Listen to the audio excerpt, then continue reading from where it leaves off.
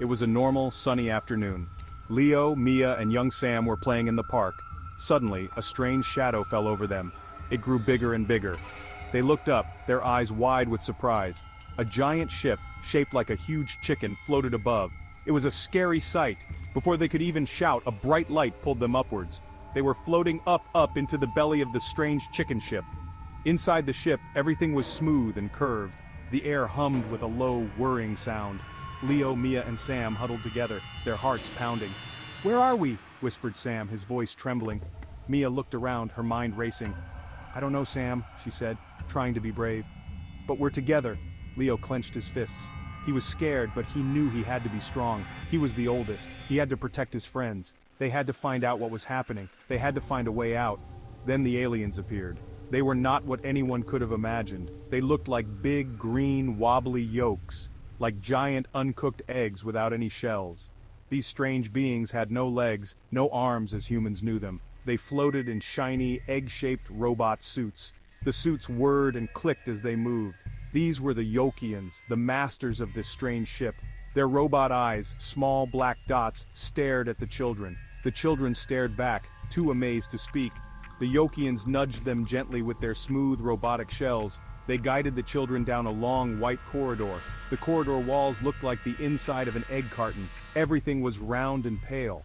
"What do they want?" Sam whispered again, clutching Mia's hand. Leo shook his head. He had no answers. All he knew was that they were prisoners. They were far from home, and their adventure, a scary one, had just begun. They had to stick together no matter what. The Yolkians were truly bizarre creatures. Their green, gelatinous bodies quivered inside their robot shells. They communicated with high-pitched chirps and whistles. The robot suits did all the work, gliding smoothly. These suits had extendable arms with pincer-like claws. The Yolkians used these for everything. They seemed to glide effortlessly through the ship. Their movements were silent, except for the faint hum of their anti-gravity tech. It was like watching strange floating eggs with a mission. The children watched them, trying to understand. The Yolkians had a very strong belief. They worshipped a giant chicken monster named Poltra. They believed Poltra was the creator of the universe. They chanted Poltra's name in their chirping language. "Poltra, Poltra, mighty Poltra," they would chirp in unison. Statues of a giant feathered chicken were everywhere. Some were small, others were enormous. These statues had fierce eyes and sharp talons. The Yolkians would bow before these images of Poltra. It was clear Poltra was very important to them. The chicken-shaped spaceship was vast and confusing. Corridors twisted and turned like a confusing maze. Many rooms were shaped like giant eggs. Some rooms were filled with bubbling green liquid. Perhaps this was where the Yolkians rested or ate. Other rooms had complex machines with flashing lights. The children guessed these were the ship's controls. Everything was very clean and very strange. It did not feel like a place for humans. It felt like a giant alien chicken coop. The Yolkians spent much time in a huge central chamber. This chamber was like a temple to Poltra. A gigantic hologram of Poltra flickered in the center. It showed a colossal, fiery chicken squawking loudly. The Yolkians would gather and chirp their praises. They seemed to draw energy from this image. Leo, Mia, and Sam watched from a hidden corner one day. They knew this belief in Poltra was key to understanding their captors. And maybe, just maybe, it was a key to their escape.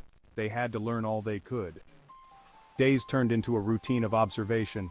Leo, Mia, and Sam were kept in a simple round room, but the Yolkians weren't always watching closely. "We need to escape," Leo said firmly one day. His voice was low but full of determination. Mia nodded, her eyes thoughtful. "We need a plan." Sam, though young, was surprisingly good with gadgets. He had been watching the Yolkian technology. "Their doors," Sam whispered. "They open with sound patterns." He had noticed the guards chirping specific ways to pass.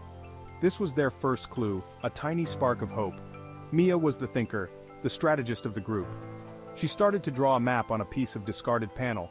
She used a small, sharp stone she had found. "The ship is big," she explained, "but there are patterns. The air vents are small, but maybe Sam can fit," she mused. Leo listened carefully, his bravery a steadying force. He would be the one to face danger if needed. "We need to reach a smaller ship," Leo declared. "They must have escape pods or scout ships." They had seen smaller, egg-shaped vessels docked in a bay. That was their target. Teamwork was their greatest strength. Leo encouraged them, keeping their spirits high. "We can do this," he would say, "if we work together." Mia used her clever mind to solve problems. She figured out the Yolkian guard routines. She knew when they changed shifts, when they chanted to Poltra. Sam practiced mimicking the Yolkian door chirps. His small voice was surprisingly good at the high pitches. They knew it was risky, so very risky. But the thought of home pushed them forward. They missed their families, their lives, their world. The plan began to form piece by piece. First, Sam would try to open their door, then, Mia would navigate them using her memory and map. Leo would lead, ready to protect them. They would move when the Yolkians were deep in their Poltra worship. That was the time the ship was quietest. They needed to find a maintenance hatch, a hatch that led to the docking bay for smaller ships. It was a daring plan, a long shot. But it was their only hope. They were ready to try. The moment came during the loudest Poltra chant. The ship vibrated with the Yolkians' devotion. "Now," whispered Leo, his heart pounding like a drum. Sam took a deep breath and chirped at the door panel. The first try failed. The door stayed shut. His face fell. Doubt flickered in his eyes. "Try again, Sam," Mia encouraged softly. "You can do it." He focused, listened to the distant chants and chirped again. A click. The round door slid open silently. A wave of relief washed over them. Step 1 was complete. They slipped into the dim corridor, Mia leading the way. She held her makeshift map, her eyes darting around. The ship felt eerily empty here. They moved like shadows, quiet and quick. Suddenly, around a corner, a lone Yolkian guard appeared. It was in its egg robot, gliding towards them. There was no time to hide. Leo stepped forward.